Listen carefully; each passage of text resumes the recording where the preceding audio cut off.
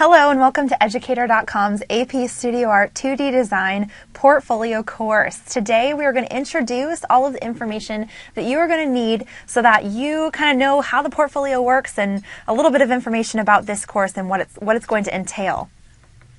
So here we go. The requirements for AP Studio Art 2D Design Portfolio is very different than that of other AP courses. In fact, there is no test for the AP Studio Art exam. They call it an exam, but it's not an actual exam. Instead, it's a portfolio of work that one submits for grading. So inside of this portfolio, this body of work, there are 3 different sections. They're labeled right here, and you'll have a lesson on each of them.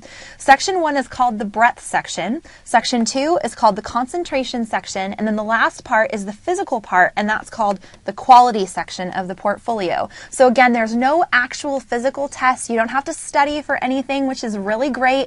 You just have to work hard all year long, make a bunch of really great artwork, and turn it in.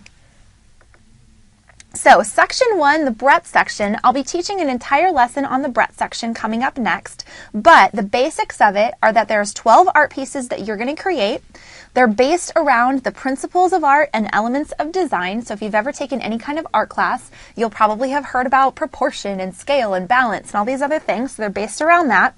And then lastly, the lessons and projects that you'll be having in this course are all created around the scoring rubric, which is available on AP Central's website if you just type in this URL right here. So there is a rubric that the graders use to work with, and all of the lessons that you will have in the next entire course for this entire course at Educator.com is all based around that scoring rubric so that you get a really successful score.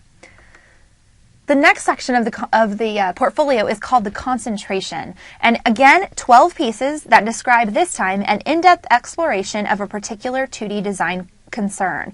Now the concentration is a little bit different from the breadth section because it is a student-driven project. So we'll get more into what the concentration entails, but for now, just note that the breadth section requires 12 pieces, the concentration requires 12 pieces. The last part of the portfolio is called the quality section. The quality section is where you're going to physically submit, turn in physically, 5 actual works that demonstrate mastery of concept, composition, and execution. They are physical art pieces that you are going to be submitting. So you're not just turning them in digitally, you're physically turning them in after you have matted and flapped, and you're going to put them in a portfolio and you're going to send them by mail into College Board's scoring site. So you'll mail them in on testing day, and then you'll be done with the portfolio. That's the quality section. All right, so there is a timeline involved. You won't be able to start this class in, say, February and finish it in time for the following May. Is that 2 or 3 month gap of time? You do need a significant amount of time in order to give yourself the ability to really hone in your skill, to take the amount of images that you're going to need, and to be able to achieve a higher level that's going to get you a high score. Now, this course is based on the idea that photography is going to be your 2D design medium. So all of the classes, all of the projects that you're going to be assigned are going to be photography based, which is just one area of the 2D design portfolio that you're allowed to use. So you must connect before you even start. You must connect with a local high school and register and pay for the portfolio in order to submit it. They usually close this up in February and usually start opening it up sometime in January. So if you're watching this and it's like September for you, or it's October and it's fall, that's a great time to start this course. And even if you're waiting until, January to start it, you can still do it in about 4 or 5 months, but it's definitely more difficult. So make sure that you give yourself enough time to complete it. I would highly not recommend that you try to start the portfolio 2 weeks before its deadline. You physically won't be able to achieve that. All right, the portfolio itself is actually not due until early May. So that does give you some time. So the best thing that you can do is you can kind of set a calendar up for yourself and decide how long you want to spend on each part of the portfolio as you start to listen to these lessons. All right, most people will work on all of the sections simultaneously. There's really only 2 sections you work on because the quality is going to be pulled from the concentration and the breadth. So for your portfolio, you're probably going to want to start working on the breadth section, which are all of the lessons and projects that will be included in this course, as well as your concentration, and you'll want to do those simultaneously. Most people will want to do it simultaneously. Every once in a while, there will be some people who want to divide the portfolio into two different parts by doing just their breadth section and then doing their concentration afterward. And that is totally fine. Some people do it that way. They feel more confident doing that way. They want to concentrate on one thing at a time. Depends on how you are. Most people, however, it's very important to make sure that if you do divide, the people that divide generally need to do the breadth first. And the reason for that is there's so much more investigation that happens in the breadth that gets you started. If you just try to start with a concentration and try to come up with something on your own and you have no guidance, it'll be very, very challenging for you to make something that is of quality, that is high enough to get you a good score on your portfolio. So last thing is just that you should expect to devote several months, and you really do need to make a plan before you dive into these lessons. Set up a calendar for yourself, decide on how much time you have, and then make it like a job for yourself. Every 2 weeks you have a deadline, and make sure that you meet those deadlines as you continue to work through this course. All right, I have just a couple of tips for success because, of course, we want you to be successful.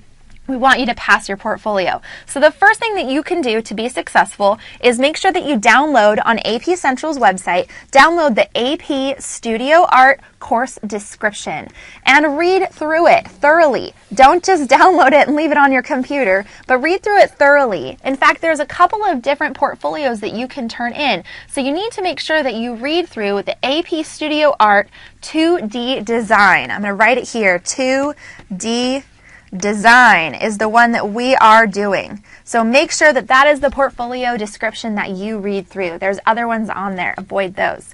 All right, another tip for you is not to procrastinate. I guarantee you, you will not be very successful with your portfolio if you wait to the last minute on any of your projects. This is not a course for people who wait until the last minute. This is definitely a course for people who want to achieve and work hard and make a really fantastic series of artwork, and you don't want to study for a test. You just want to take photos for college credit. That's pretty awesome, but don't procrastinate along the way. All right, do not save all of the work for the week before the deadline. You're going to be so overwhelmed with the amount of work that you have to do. I like to tell my students that I have in class, in the classroom, I like to tell them that this is not a difficult class. I do not believe it's like AP Calculus or something that's very strenuous or really brain heavy, right? Instead, it's labor intensive, which means that if you don't have the amount of time to commit, then it's probably not for you. That's honest, okay? But if you do have the amount of time and you're pretty on to it with art and you want to take photos and you want to do something that's really fun for credit, then you're going to have a really good time with this course. So experiment, play, investigate, work hard on every single project that you do, and you will be very successful along the way. Second to last is to have a strong concept for your concentration. We'll get more into that in a little while, but your concentration is going to be a major part of your portfolio. In fact, it's half of your portfolio, so having a really strong concept is a really good tip for you. And then lastly, just keep on schedule. And I know that goes along with not saving your work and not procrastinating, but you need to keep on a schedule. You've got to set yourself up for success that way. Otherwise, you're going to get to the end, you've bought your portfolio, you've spent all of this money, and you only have 2 pictures, and then you're in real trouble. So make sure that you keep on a schedule, set yourself up for success that way. All right, the scoring. So everybody wants to know, I'm going to do all of this portfolio, I'm going to make this thing, I'm going to do all these pictures, but how am I going to know if I did well, right? So you should, before you even begin, before you even start this program, you should absolutely go through and download and read, don't just download it, but read it, the AP scoring guideline. So along with that AP course description, download the scoring guideline so that you can read through the scoring guideline and read through what they're trying to get you to do. Basically, what they want you to produce is college level art. All right, so not snapshots, but art. So we are going to be working on fine art photography, not snapshot holiday selfies and all that stuff, but fine art. So the lessons that you will see in this entire course are based around that idea. Okay, so there's a couple of basics in the scoring that you should be aware of.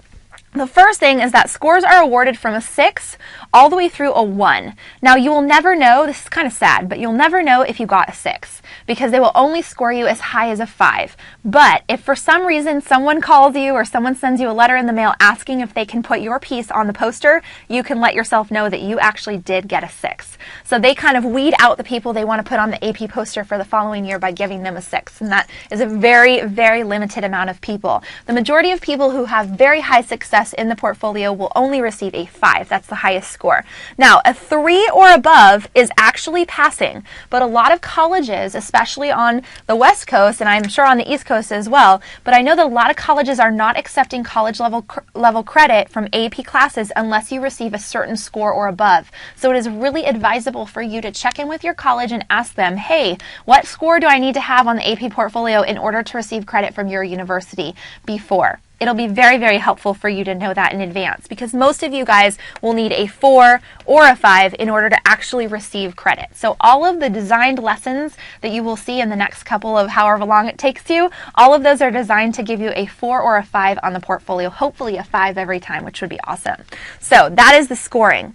There are a variety of descriptors in each point category. To receive a particular score, not every descriptor will be true, but a majority will be. So when you download and read the scoring guideline, right, because I know you're going to read it, but when you go through and you read it, it's going to say 6, excellent, and then it's going to have a list of all of the different things that have to be true of your artwork in order for you to receive a 6, or to receive a 5, or to receive a 4. Now, all of those list of things might not be true for every single one of your pictures, because they're not grading each individual photo, they're grading it as a collection.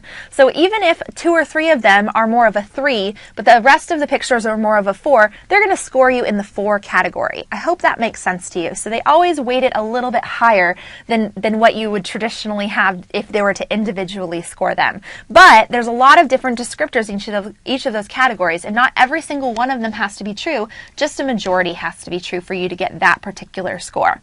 All right, so please, please, please read through the scoring guideline before you begin this course because it's going to really and truly significantly impact the success of your portfolio. And of course, the whole entire reason why you're spending any time doing this at all is to make sure that you pass, right? And that you get college level course credit. So we want to make sure that you read that scoring guideline before you start to make sure that you're going to be successful. All right, last thing I do want to make mention to you is that AP College Board does give us, everybody, access to a bunch of old portfolios that have been turned in from former students. All right, and what's really cool is they'll let you know what the score was.